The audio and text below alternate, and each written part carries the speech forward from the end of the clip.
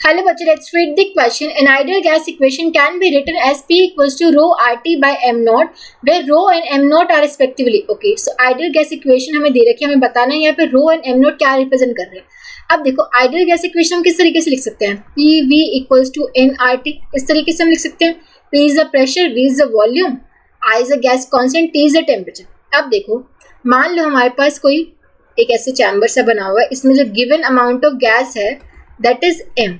ठीक है, तो यहाँ पे जो नंबर ऑफ मोल्स हो जाएंगे गैस की, दैट वुड भी हम लिख सकते हैं जो given mass of the gas है डिवाइड बाय जो उसका मोलर मास होगा. ठीक है, मोलर मास. ठीक है, तो यहाँ पे मोलर मास M. ठीक है, अब देखो यहाँ पे हम पुट कर सकते हैं PV equals to given mass divide by molar mass RT. अगर डेंसिटी के टर्म्स में लिखना हो, देखो M को मैं उधर ले जाती हूँ, PM equals to M by V RT. अब देखो डेंसिटी ऑफ द गैस आप कैसे लिखोगे. डेंसिटी इक्वल्स टू जो टोटल मास होगा गैस का, जो गिवन मास होगा that M divide by volume. तो स्मॉल m बाई v क्या रिप्रेजेंट करेगा, डेंसिटी. तो ये आपके पास डेंसिटी की टर्म में ये इक्वेशन आ गई.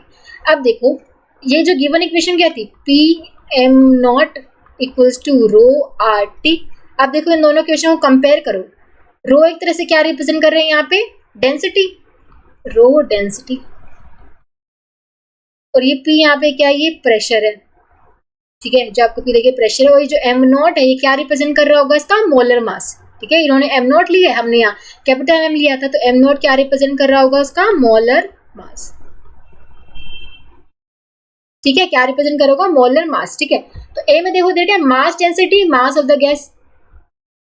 ये वाला तो ठीक है कि मास डेंसिटी होगी, पर मास ऑफ द गैस नहीं होगा.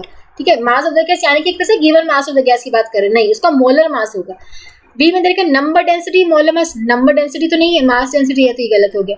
सी में देखा मास डेंसिटी, मास डेंसिटी यानी कि मास पर यूनिट वॉल्यूम. ठीक है, यानी कि मास डेंसिटी होगी, और molar mass of the gas M not molar mass of the gas represent कर रहे हैं, तो ये भी सही है. तो सी ऑप्शन आपका सही है. ठीक है, रो आपका मास डेंसिटी रिप्रेजेंट कर रहे हैं और M not molar mass of the gas represent कर रहे हैं. डी में देखा number density and mass of the gas, नहीं, ये भी गलत हो गया. ठीक है, नंबर डेंसिटी नहीं है और ना ही मास ऑफ द गैस है.